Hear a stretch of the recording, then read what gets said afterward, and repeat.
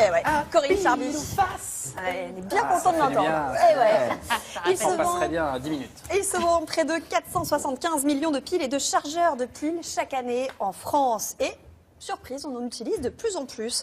Alors entre la jetable et la rechargeable, quelle pile faut-il choisir pour quelle utilisation? Et puis comment les recycler, ces piles? On va répondre à toutes ces questions. On va aussi vous donner des conseils pour optimiser et réparer les batteries de nos chers téléphones ou ordinateurs qui s'épuisent bien trop vite. Vous pouvez réagir sur france5.fr ou sur les réseaux sociaux. Et avec nous pour parler de tout ça, Marc Fournier, bonjour, bienvenue. Vous avez l'air très jeune et pourtant vous êtes brillant puisque vous êtes déjà le directeur marketing de Duracell France et Benelux. Donc en cumul en plus. Frédéric Edouard, bonjour, bienvenue. Vous êtes le directeur général de Corpile, un éco-organisme qui collecte et recycle les piles et les petites batteries. Et on a encore du boulot dans ce domaine, on en parlera dans un instant. Et enfin, Thomas Diévard, bienvenue, bonjour. Merci. Vous êtes le cofondateur et gérant de Cinétique, spécialiste de la réparation de téléphones mobiles, de tablettes et d'objets connectés. Donc on parlera plus particulièrement des batteries avec vous. Jouets, télécommande, appareils photo ou encore réveil, les piles sont encore la source d'énergie de bon nombre de nos appareils.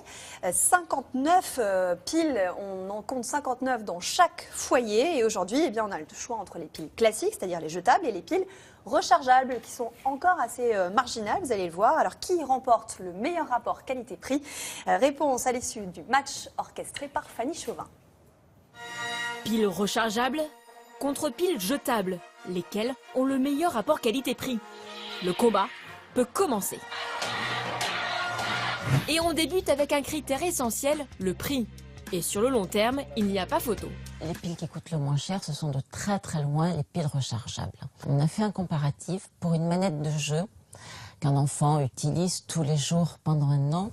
Nous étions donc en pile jetable à un coût de 370 € et en pile rechargeable à un coût total de 20 €. Soit près de 350 € d'économie.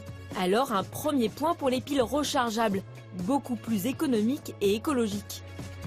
Mais au moment de l'achat, les piles rechargeables demandent un investissement. En moyenne, 30 € pour le chargeur avec 4 piles, au lieu des 6 € pour un paquet de piles jetables. Alors, comment s'explique cette différence de prix? Il faut aller voir du côté de la composition. Dans une pile rechargeable, vous n'avez pas du tout la même chose que dans une pile non rechargeable. Il y a du zinc dans une pile non rechargeable qui est beaucoup moins cher que ce qui est dans une pile rechargeable qui est du nickel. Mais entre piles rechargeables et piles jetables, lesquelles durent le plus longtemps? Nous les avons soumises à un test. 2 voitures téléguidées identiques et dans la première des piles rechargeables, dans l'autre des piles jetables, toutes de moyenne gamme. Et c'est parti! Pour éviter de les poursuivre pendant des heures dans le magasin, nous les avons stoppées. Retour au garage et à l'envers. Après 2 heures d'endurance, on prend leur tension pour voir si elles résistent au choc. Initialement, on avait une tension de 1,6 volts pour les non rechargeables et maintenant, elles sont à un peu moins d'1,2 volts. Donc elles ont perdu 0,4 volts chacune de tension, alors que les rechargeables, elles, qui étaient initialement à 1,3, 1,4 volts, elles sont entre 1,2 et 1,3 volts, donc elles ont perdu moins de 0,2 volts de tension. Les piles non rechargeables sont moins adaptées à cette utilisation intense que les piles rechargeables, qui ont beaucoup moins perdu de tension de fonctionnement. Un deuxième point pour les piles rechargeables. Elles sont donc plus adaptées aux appareils énergivores. On utilisera principalement des piles jetables pour des appareils qui consomment très peu. Une télécommande de télévision, un petit radio-réveil, des petits appareils dans ce genre-là.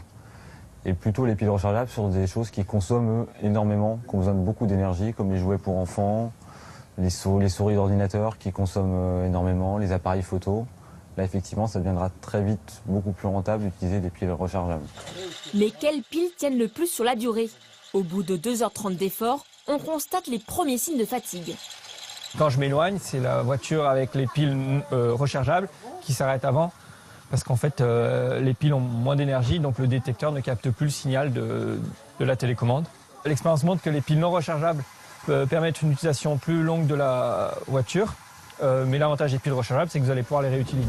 Les piles jetables marquent un point sur la durée d'utilisation. D'ailleurs, elles peuvent fonctionner en continu pendant 9 heures dans une manette de jeu vidéo. Après, c'est poubelle ou plutôt point de collecte. Quant aux piles rechargeables, elles durent sur le moment certes moins longtemps, mais se rechargent. À l'infini? Sur les piles rechargeables, effectivement, il y a un nombre de cycles qui est indiqué. En général, c'est par exemple 1000 cycles. En fait, c'est dans des conditions vraiment optimales d'utilisation et c'est très rare de pouvoir utiliser les piles rechargeables sur ce nombre-là de cycles. Ça dépend de l'utilisation, de l'intensité d'utilisation, des conditions de stockage. Vous pourrez en réalité les recharger entre 200 et 300 fois, bien loin des 1000 cycles promis. Après, il faudra les amener à un point de collecte. Mais attention, les piles jetables ont une date de péremption. Elles se conservent au maximum 10 ans. Résultat du match, pour vos appareils énergivores, privilégiez donc les piles rechargeables. Vous ferez des économies et un geste écologique. Mais il ne faut pas éliminer les piles jetables, utiles pour certains appareils. En France, ces piles représentent encore plus de 80% des ventes. C'est la même proportion chez vous, Marc Fournier? Oui, c'est la même proportion. Grosso modo, 80% des ventes viennent des piles alcalines, type cette pile alcaline, c'est une pile 2A LR6 classique. Et après, on a les piles rechargeables et également les piles boutons, les petites piles boutons Ah oui. que vous voyez ici, qui commencent à grandir. On a des appareils de Pourquoi est-ce que plus vous en vendez plus pas petits. plus de rechargeables? Je comprends pas. C'est les consommateurs qui décident. Ah, mais on voit qu'à long terme, c'est quand même beaucoup plus économique. C'est quoi? C'est le prix d'appel Alors c'est économique sur les appareils qu'on va utiliser beaucoup et qui sont gourmands en énergie. Ça sert à rien, par exemple, de mettre une pile rechargeable dans une télécommande. Il faut l'utiliser beaucoup, mais ça sert à rien parce que les télécommandes consomment très peu d'énergie. Et donc à terme, c'est pas nécessaire. Donc, Une on va dire, horloge, ça va être pareil. jouet, Ça peut être un jouet, ça peut être une manette, par exemple, de jeux vidéo. vidéo. Par exemple, vous l'utilisez beaucoup Appareil photo. appareil photo, oui. Ouais. Mais c'est vraiment les appareils qu'on utilise. Que les piles soient rechargeables ou non, le recyclage est le même? Non, le recyclage est différent. Le contenu des produits Pratique, est différent, que ce soit des piles à usage unique ou des piles à usage rechargeable. Mais pour nous, consommateurs, quand on les rapporte à la collecte, on les Faut glisse au même endroit On les ou pas? rapporte, toutes les petites piles et petites batteries, on les rapporte tous ensemble et après nous on fait le tri. C'est et on ça, les c'est emmène, vous, et on verra d'ailleurs comment le tri se les fait, traite, mais ouais. pour nous, c'est au même endroit qu'on va les jeter et les collecter. En action SMS, vous parliez de la pile alcaline, quelqu'un nous demande quelle est la différence entre la pile saline et la pile alcaline. Alors la pile saline, c'est une pile en fait qui n'existe pratiquement plus en France. Donc la France, on est passé pratiquement sur l'intégralité du marché sur les piles alcalines. La technologie est différente dans la pile. Elle va durer beaucoup plus longtemps que la pile saline dans tous les types d'appareils. La pile saline avait des limites sur les appareils très énergivores, très gourmands. La pile alcaline répond à tous les besoins. Donc c'est D'accord, une donc pile un peu maintenant il n'y a passe-partout. plus que des alcalines pratiquement. Voilà. C'est ça. Les batteries de nos smartphones, tablettes, ordinateurs, elles sont faites en quoi? C'est des batteries donc au lithium. C'est ça une batterie au lithium? Voilà, c'est ça, tout Ça à c'est une fait. batterie qu'on va trouver dans un portable par exemple. Dans un portable de dernière génération, pour faire un petit parallèle justement, on peut voir par exemple ici donc la batterie, elle est gonflée et à la base elle était comme ça. Ah oui. Donc qu'est-ce qui explique justement le fait qu'elle soit gonflée? Ça paraît un peu impressionnant, c'est un petit peu mou, bon, on ne sait pas trop ce qu'il y a justement ce qu'il y a à l'intérieur. Ouais. C'est une batterie tout simplement sur lequel il y avait peut-être un défaut ou qui a subi justement un écart de température. Voilà. Donc le pire, vraiment la pire chose pour les batteries, c'est la chaleur. Ouais. Euh, Et le lithium, quel est l'avantage et les avantages inconvénients d'avoir des batteries au lithium alors aujourd'hui? justement, contrairement aux batteries qu'on pouvait retrouver dans les téléphones on va dire des années 2000, on avait justement, donc qui n'était pas au lithium, on avait un effet mémoire. Ce qui faisait que le téléphone, on disait toujours, il faut attendre que le téléphone soit déchargé pour le mettre en charge, Oui. pour vraiment Ouais. optimiser justement la durée de vie de la batterie. Sur les batteries de nouvelle génération, sur nos smartphones, C'est plus le cas. voilà, Ouais. c'est plus le cas. Ouais. Et justement, il y a vraiment un mythe qui n'est plus vrai. On peut maintenant charger son téléphone quand on veut. Je veux dire, vous êtes à 50%, vous dites, bon voilà, j'ai peur de tomber en rade en fin de journée. J'ai un chargeur, je le mets en charge, je vais gagner 50%. C'est même mieux en fait.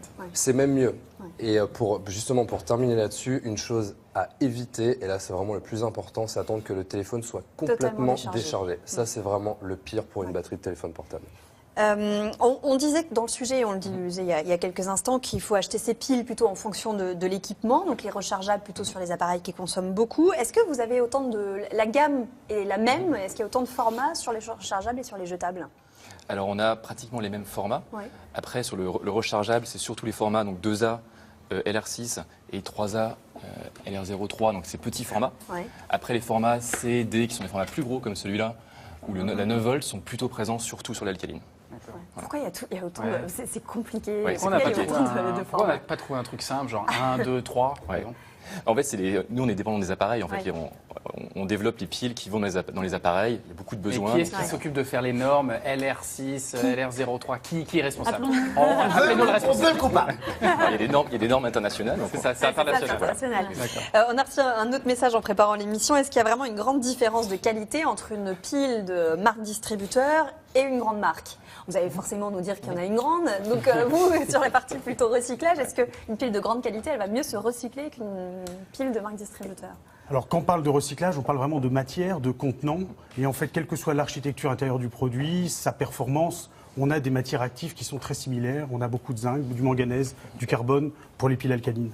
Ouais. Donc c'est kiff-kiff, quoi. En termes de recyclage. En termes de matière, en termes de contenu, oui. performance, on paye quoi de plus quand on s'offre une pile Duracell qui est plus chère que la plupart des autres?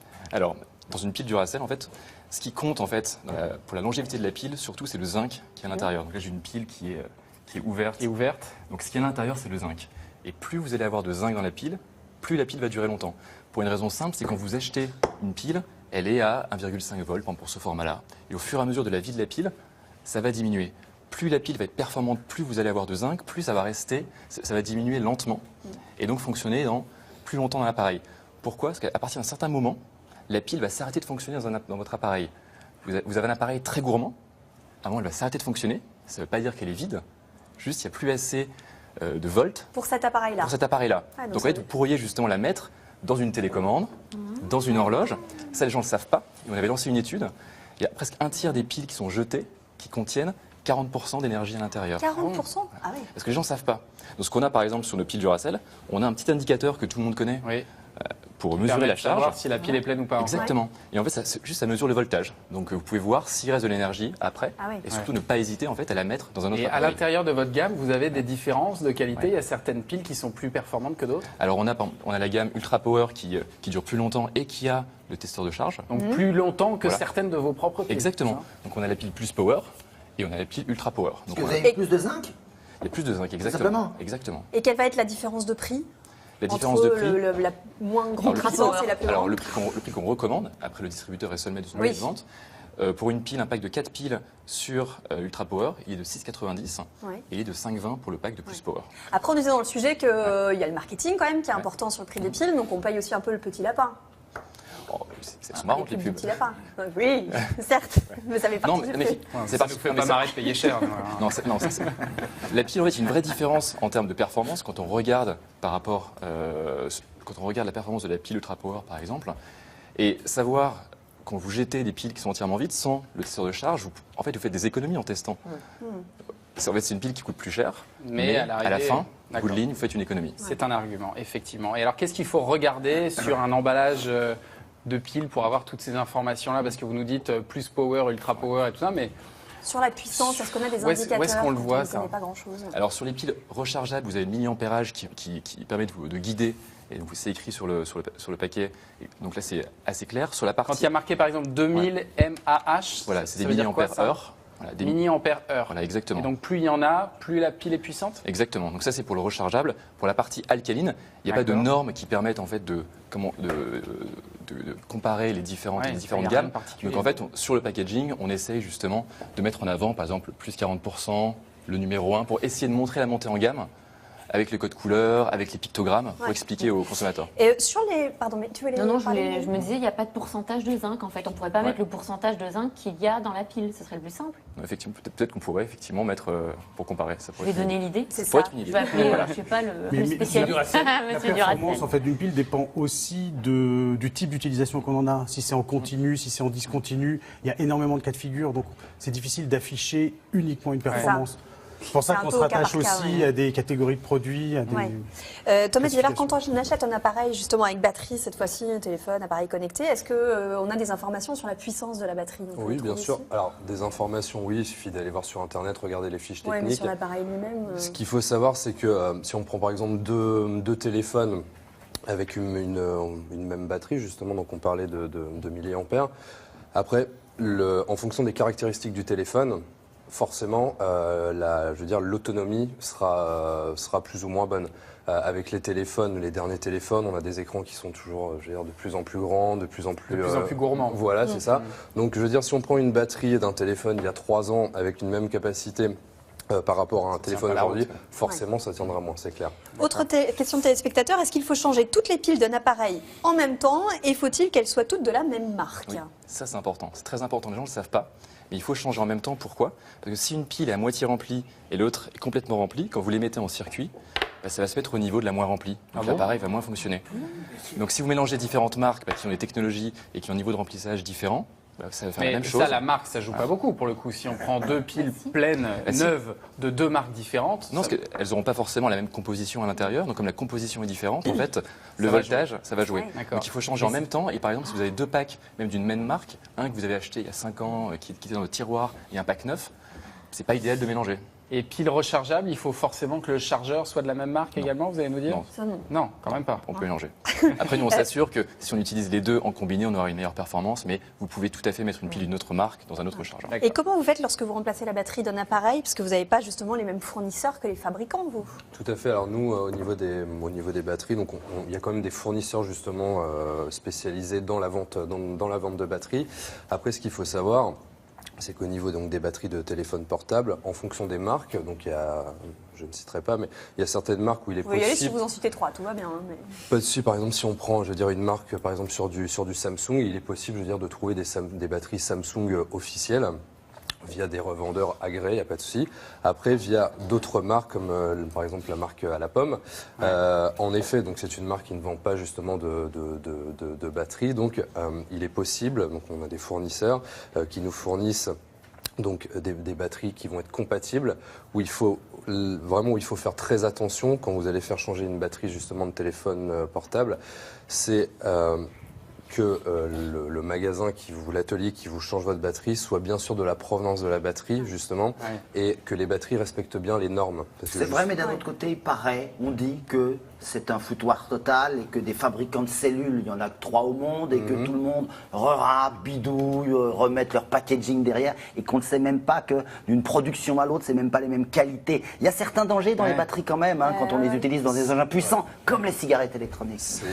On y revient. C'est totalement vrai, parce que nous, en fait, on dit s'assure ça. vraiment. Mais c'est pas évident, et justement en fonction d'un arrivage de batterie, on les teste avant, parce que parfois on peut avoir une différence. Et Frédéric Edouin, les batteries mortes comme ça, vous les rechargez? Vous les recyclez? On les recycle, oui, tout à fait.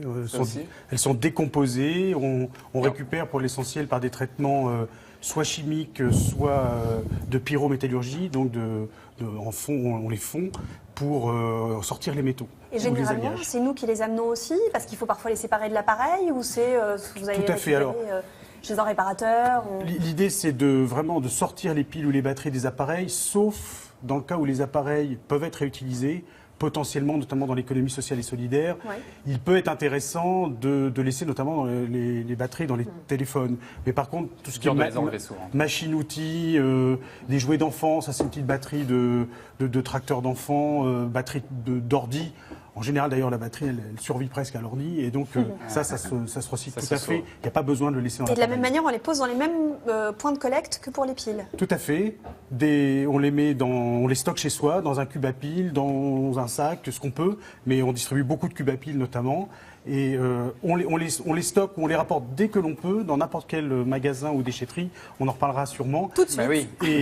Et l'idée, c'est qu'après, vous nous les confiez et on les fait transporter, on les regroupe et on les fait trier. Alors oui, justement, qu'est-ce qu'elles deviennent ces batteries? Qu'est-ce que deviennent ces pauvres petites piles qu'on a lancées dans un point de collecte? Et ben, c'est ce qu'on va découvrir dans ce reportage de Fanny Chauvin.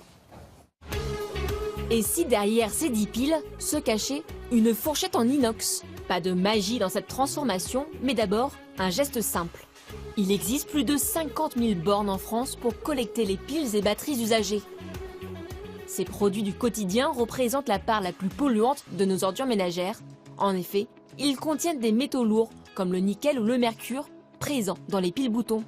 Il en suffit d'une seule dans la nature pour contaminer 1 mètre cube de terre ou 1000 mètres cubes d'eau pendant 50 ans. Pour limiter au maximum ce risque de pollution, l'État oblige donc les distributeurs et les fabricants de piles à financer et organiser la collecte.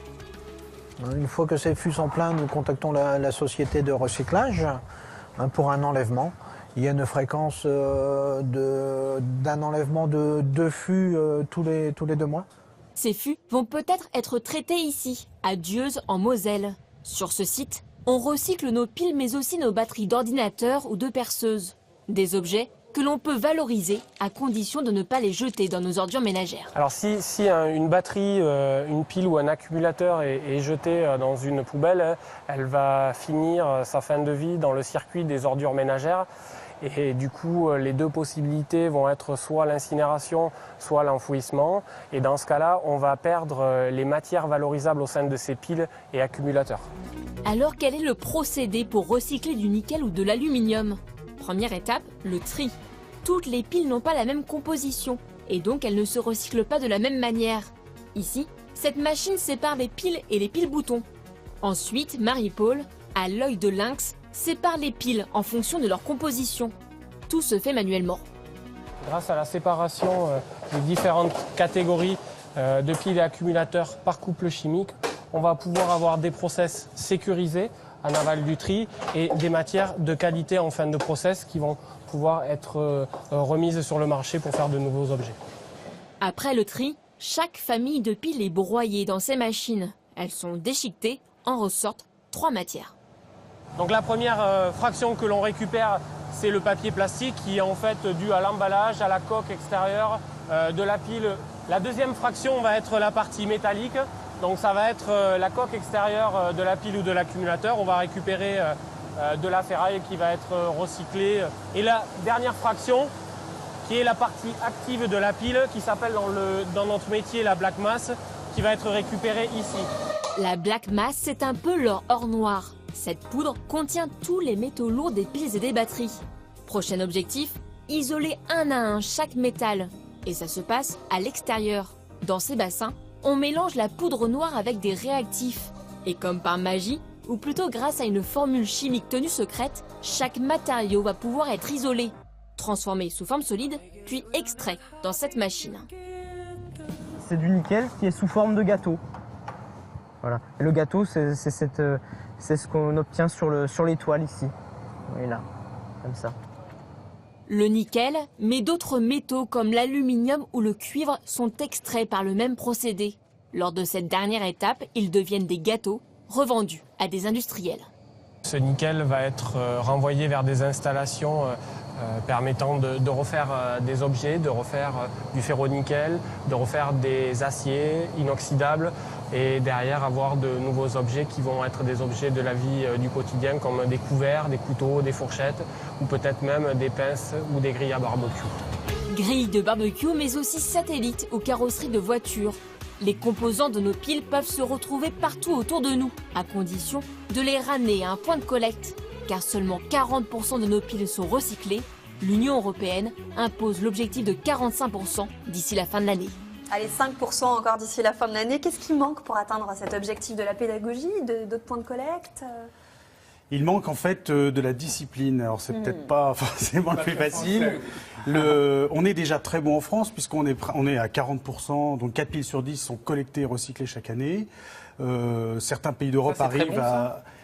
Oui, parce qu'en fait, ça ne veut pas dire que les 60 autres % vont à la poubelle, heureusement. Il y en a énormément, une très très grande proportion qui est gardée dans les tiroirs, qui continue de rester dans les appareils, déjà d'être en usage, mais aussi de vivre dans les appareils. On estime qu'il y a à peu près un quart, 25% des piles qui malheureusement, elles, finissent à la poubelle. Donc c'est ça vraiment qu'il faut en premier lieu arrêter de faire totalement, ne pas les mettre à la poubelle. Et pourtant, les Français disent, et on le sait par de multiples études, 80% des Français disent trier les piles, ne jamais les mettre à la poubelle et mettre de côté. Eh bien, Fabien va nous le confirmer. 84%. Exactement. Une étude qui vient d'être faite par Brent Van, un cabinet d'études. Oui, 84% disent, les Français disent trier les piles.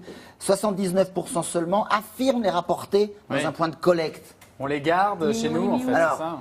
dans le détail, ça donne quoi? 9% des gens les mettent de côté et les ramènent jamais. Un point de collecte. Pas encore, on ne sait pas, ça va peut-être venir.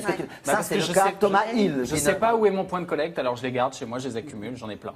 Et alors, attention, parce que 5% des Français les mettent de côté comme toi, et ils les finissent par les jeter à la poubelle. Je ne sais pas si tu en es déjà arrivé là, à te dire, bon, j'en ai marre, tu as un tas comme ça, tu es au milieu de ta cuisine, tu dis, bon, c'est non, c'est horrible ça. 7% des Français les jettent directement à la poubelle. Je crois que c'est ton cas, Maya. Non, pas du tout.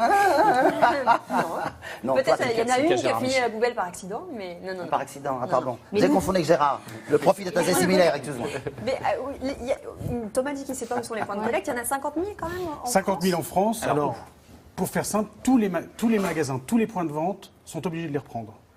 Alors, obligés Tous les magasins de pain, de fruits, de légumes. Non, qui vendent des piles. Ah, voilà. Mais en fait, quasiment, à part l'alimentaire, quasiment tous les magasins. n'importe quel supermarché, par exemple, on peut ramener ses piles. Hyper, Superette, le Superette en bas de chez vous, le magasin de bricolage, le magasin d'électronique. Même si on n'achète pas un objet, on arrive comme ça. Aucun problème. C'est quelque chose de légal. Non, mais le seul truc, Il c'est qu'il suffit- faut penser à les prendre avant de partir de En la fait- maison. C'est ce qu'on se disait pendant les Tout à fait. Et repérer près de chez vous où sont les points de collecte. Si vous avez repéré une fois un endroit, vous les amenez systématiquement. Mais il y a une multitude de points de collecte. On a une personne qui nous demande est-ce que c'est dangereux de jeter une pile dans la poubelle? Qu'est-ce qui va se passer?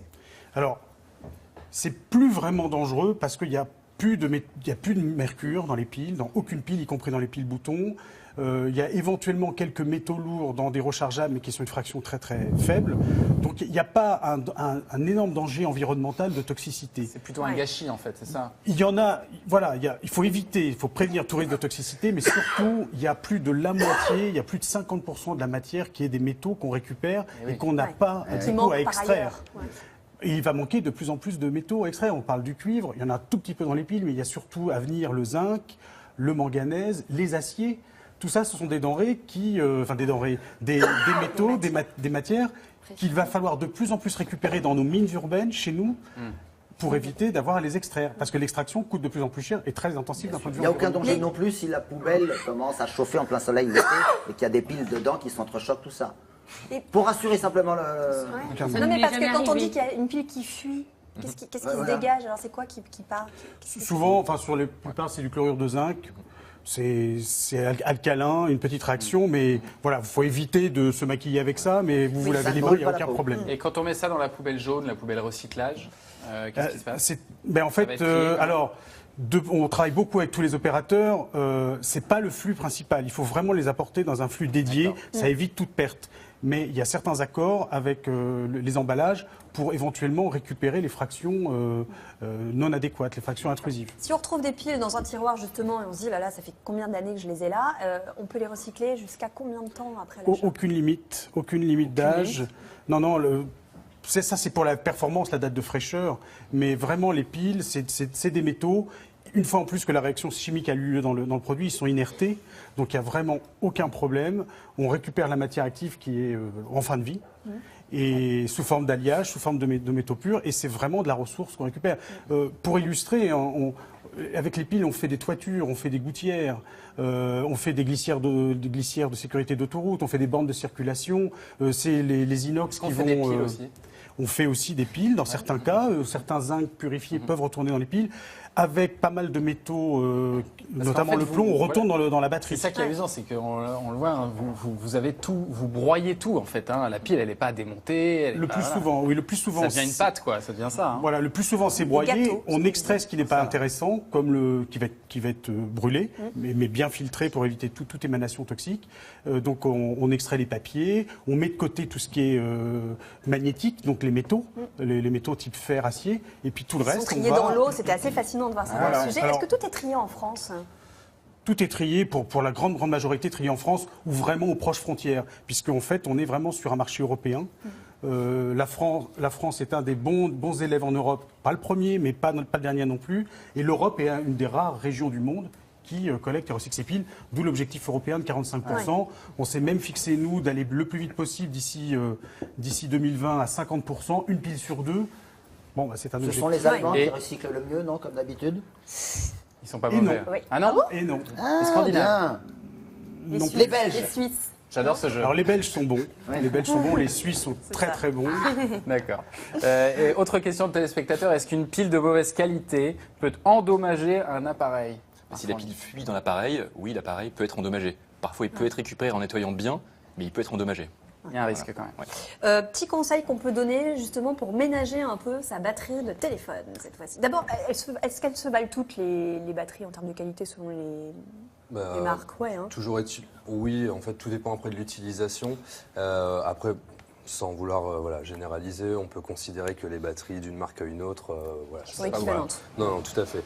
Vraiment, la première chose sera vraiment d'utiliser un chargeur, le chargeur donc fourni avec le téléphone ou un chargeur, donc le chargeur de la marque ou un chargeur certifié. Un téléphone, quand vous mettez en charge votre téléphone, il arrive à 100% avec un chargeur certifié, la charge s'arrête. Ce qui fait que le téléphone se repose. Voilà, il se repose, mais la batterie ne continue pas de charger. En revanche, avec certains chargeurs que vous pourrez trouver dans certains points de vente ou voilà, dans des petites échoppes pas chères, le risque, c'est que le chargeur ne soit pas certifié, et que le téléphone, quand il est chargé, la batterie, quand elle est chargée, elle arrive à 100%, mais elle continue de charger. Elle va avoir tendance à chauffer. Et je pense qu'on a tous déjà vu un petit peu des vidéos ou des dossiers sur Internet, une batterie qui a explosé donc voilà. Donc ça, c'est ça. Donc vraiment, il faut le téléphone ne gère pas ça. Le téléphone ne gère pas. Voilà, tout à fait. Le GPS, des choses comme ça peut entamer la batterie aussi. Enfin, en tout cas, la faire travailler un peu trop. Ça c'est indéniable, surtout quand le téléphone est branché sur l'allume-cigare. Donc déjà le téléphone, comme on a dit tout à l'heure, le pire ennemi de la batterie, c'est vraiment la chaleur. Ouais. Quand un téléphone est en charge, on se rend compte qu'il a tendance un petit peu à chauffer. Oui. Quand on l'utilise pendant la charge, c'est le pire. Il faut vraiment éviter. Quand vous mettez en charge votre téléphone, vous le posez, le mieux avant d'aller vous coucher, vous le posez, vous le retournez et vous le prenez. Limite, on le met en mode avion, quoi. En mode avion, voilà, ou même on peut le laisser allumer, après c'est plus pour les ondes. Il paraît que quand on le met en mode avion, il se recharge encore plus rapidement. Ça, c'est vrai. C'est vrai parce que justement, toutes les fonctionnalités réseau, Wi-Fi, etc., justement, elles sont coupées, donc le téléphone aura tendance à se... Et quand on le charge dans le train ou dans la voiture, on a l'impression que ça chauffe aussi beaucoup. C'est une erreur, ça, de recharger la voiture, donc tout dépend encore une fois du chargeur que vous allez utiliser. Donc il y a des chargeurs allume-cigare de bonne qualité et de mauvaise qualité. Sur certains chargeurs allume-cigare, vous allez avoir un petit fusible qui va avoir justement la fonction de gérer les problèmes d'écart de tension. Donc le chargeur allume-cigare, faire très attention, prendre un chargeur de qualité, encore une fois certifié. Charger son téléphone dans le train, je le déconseille. Il paraît que c'est une catastrophe. C'est une catastrophe. Pourquoi ? On a eu nombreux clients qui sont venus nous voir en disant voilà, j'ai mis mon téléphone à charger dans le train, il s'est mis à chauffer, il s'est coupé, il démarre plus. On regarde, en fait, c'est un problème de batterie, ça tue les appareils. Voilà. Ah ouais. Donc le train, on évite, parce que justement quand le train roule, on n'est pas sur justement on n'est pas sur un courant continu, ce qui fait que le chargeur va très mal, le câble et le téléphone va très mal gérer justement cet écart et on peut avoir un écart important et le téléphone. Pareil pour les ordinateurs alors. Pareil pour les ordinateurs. Attention, Gérard, on évite. Oui, en moi prenant je le laisse train. toujours branché le téléphone. Mauvaise idée. Et pour préserver ses piles, il y a une solution aussi ou pas? Pour préserver ses piles, il y a des petits gestes ou pas? Des petits gestes.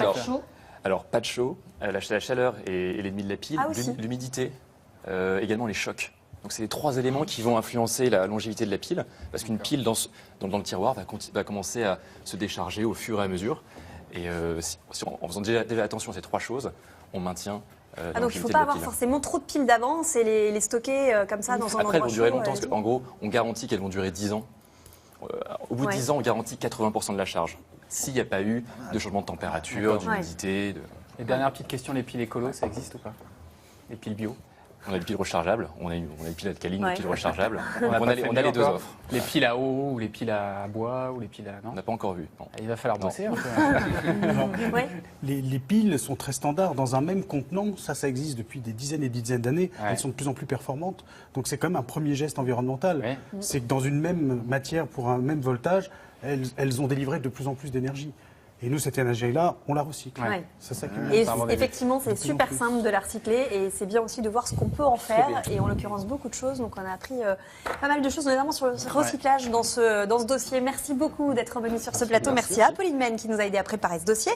On vous signale que le 5 mai prochain, on va vous proposer une émission spéciale consacrée aux impôts. Oui, on va vous aider à remplir votre déclaration de revenus si vous avez un peu de mal. Donc, vous pouvez poser toutes vos questions. Posez toutes vos questions sur France5.fr, Fabien Bordu, mais également nos invités spécialistes de la question répondront à vos interrogations.